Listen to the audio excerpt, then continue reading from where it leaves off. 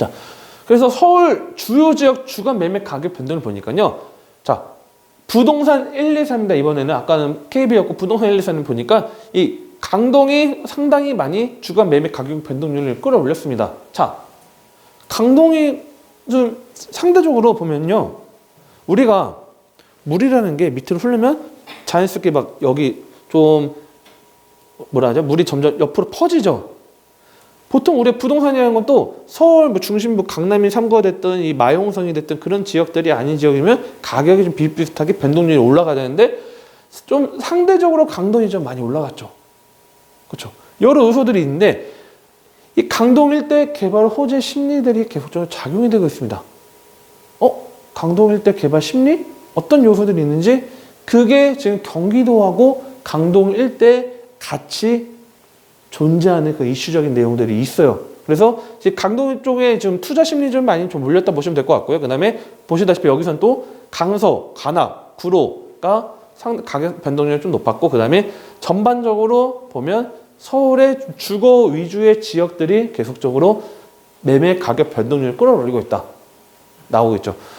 뭐 통계 자료가 다 다르긴 할 거예요. 다르긴 한데 한국감정원은 계속적으로 뭐 매매 가격 상승률 변동이 많지가 않고 서울이 좀 전세도 좀 안정화됐다고 이야기를 많이 합니다.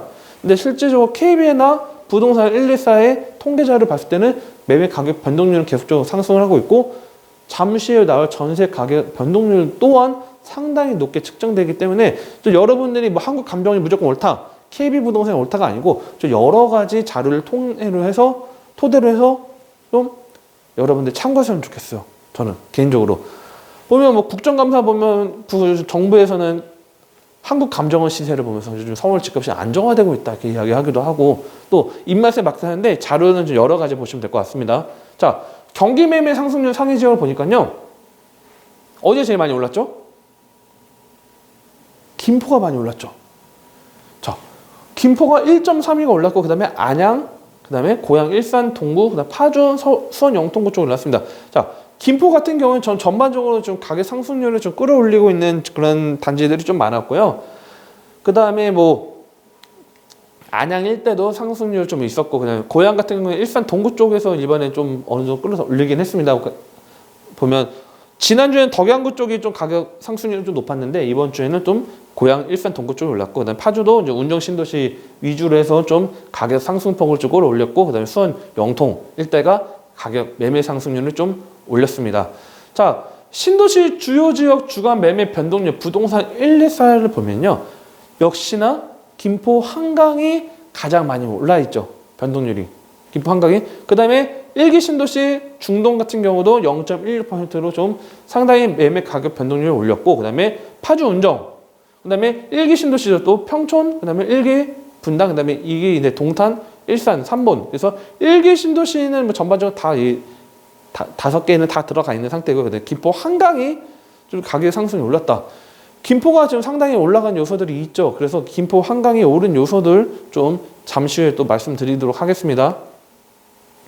자, KB 이제 주간 변동률을 보니까요. 지금 8월 10일부터 11월 2일 봤는데 지난주 10월 26일 기준으로 했을 때 지난주 토요일날 강의할 때는 지금 10월 달부터 가격 상승폭이 좀 올랐다. 여러 가지 요소들이 있는데 첫 번째는 뭐 이 과거 7월 달부터 8월 달부터 해서 가격 주간 변동률 오른 요소죠. 최근의 주간 변동률은 이사철 시즌도 어느 정도 작용이 되기 때문에 가격 상승률은 당분간은 지속이 될 거다 이야기를 했죠. 그래서 지금 보면 5개 광역시는 0.39 정도 주간 변동률이 올랐고 전국도 0.30 정도 올랐는데, 자, 여러분들이 이 차트 숫자에 대해서 막 아실 필요 없죠. 기본적인 틀은 이것만 아시면 돼요. 뭐냐면 지금 전반적으로 떨어졌다 생각할 수도 있겠지만 이 0이라는 기준을 쓸 때 계속적으로 가격은 꾸준히 올라가고 있다. 두 번째 체크해야 될 건 뭐냐면 서울로 볼게요. 서울로 고가 주택, 우리가 뭐 흔히 말하는 고가, 우리 뭐 15억이 넘고 17억 되고 그런 고가 주택들은 가격이 좀 빠진 지역들도 있긴 하지만 중저가 위주는 계속적으로 상승을 하고 있다. 이걸 체크하시면 좋을 것 같아요. 저는요. 중저가는 계속적으로 상승을 하고 있다. 여러분들이 만약에 자녀나 또는 뭐 경기도권에 집을 사야 된다고 하면 경기도권에 사야 된다 하면 이슈되는 걸로 첫 번째 체크를 하셔야 되고 이슈되는 부분 경기도 이슈되는 지역에 빠른 선점하는 게 좋겠죠. 두 번째는 이슈되는 대형이 다 똑같다고 하면 서울의 접근성이 좋은 지역에 들어가는 게 안정적입니다. 현재 분위기에 자 과거에 2016년도, 2017년도쯤 들어갈 때 전국적으로 부동산이 많이 올랐어요. 전국적으로. 그리고 나서 2017년, 2018년도부터 양극화 현상이 심화가 됩니다. 수도권의 인기 단지나 서울은 가격 상승이 올라가고 전국적으로는 가격이 좀 떨어지기 시작합니다. 물론 뭐 부산이나 대구 같은 경우에는 가격이 올라갔긴 했겠지만요. 그런데 최근 분위기는 전반적으로 가격이 확 오른다는 개념은 아니더라도 전반적으로 가격 상승이 올라가고 있는 요소들을 볼 수 있습니다. 그렇기 때문에 저는 지금 같은 경우는 부동산 뭐 가격 상승 뭐 또는 뭐 지금 이야기하죠 뭐 1주택은 뭐 재산세 감면을 해주지만 어느 정도 공시가율 지난주에도 말씀드린 공시가 현시화율에서 최대 90%까지 공시가율 올려서 세금을 더 걷겠다 이야기를 했지만 이 부동산적인 그 가격 상승률은 당분간은 좀 지속될 수밖에 없다. 그거를 좀 어느 정도 머릿속에 좀 담아 놓으셨으면 좋겠습니다. 그게 여러분들이 오늘 매매 가격 주간 변동을 보면서 아, 당분간 가격이 좀 지속적으로 좀 상승할 수밖에 없겠구나. 그거를 체크하시면 됩니다. 자, 가격을 떨어뜨리려면 공급을 풀던가 아니면 거래량을 많게 해야죠. 근데 거래량이 많이 인기 있는 지역들은 줄어들죠, 오히려. 그래서 좀 공부를 집중적으로 하시는 분들은 아파트 보면 서울에 대장주 아파트들이 있어요. 마포하면 뭐 마레프 있죠? 레미안 푸르죠? 딱 뭐 신길동 레미안 에스티움 막 그런 것도 보면 가격 상승폭 보면 다른 비슷한 인근의 아파트들도 따라가요. 그거를 볼 줄 아시면 어느 정도 시세에 대해서 딱 아 여기는 오르겠구나.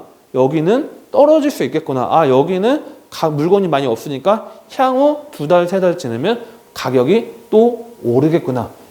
그 2달, 3달 체크를 하시는 게 중요해요. 그래서 가격 변동률 말씀드리는데 뭐 차트가 뭐 우리가 뭐 0.39를 외우고 0.33을 외울 필요는 없잖아요. 흐름 아시면 돼요. 흐름. 그렇죠? 자, 지역별 주택 매매 월간 증감률입니다. 자, 한 달이 됐기 때문에 제가 월간 증감률을 봤습니다. 자, 서울이 가장 많이 올랐던 게 5월부터 7월 달까지 해서 상당히 가파르게 좀 증감률이 높았고요. 그 다음에 이 9월 이후에서 좀 증감률이 떨어졌지만 그래도 이 마이너스는 아니에요. 그렇죠? 그 다음에 전반적으로 수도권도 좀 떨어졌고 5개 광역시가 좀 상당히 오르고 특히 이 부산이나 대구 쪽에서 가격 상승률을 계속적으로 끌어올리고 있고 실제적으로 프리미엄 붙는 아파트 단지들이 많이 나오기 시작합니다. 자, 그 원인 중에 하나, 첫 번째는 부산의 특정 구는 투기과열 중에서 풀린 지역들도 있어요. 수도권의 웬만한 지역, 파주 일부 지역이나 뭐 일부 특정 지역들 되고 수도권 웬만한 지역들은 다 지금 잡혀있죠, 규제가. 기본적인 틀은요.